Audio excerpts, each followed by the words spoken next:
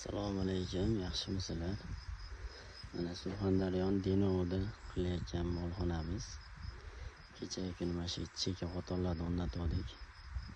Asosiy xotorlar 24 bugun tugatdik, mana o'rta xotorlarni o'rnatdik.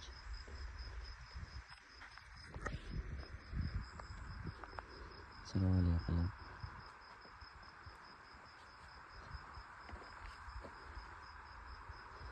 endi akalar hozir ustalar keladi, tagiga betonni qo'yadi, moshina bo'lib qatirib bersa tepasini yopamiz, xudo xohlasa.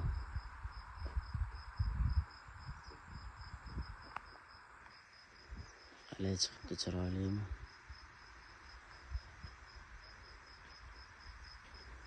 Apalofkalar ham kelgan mana.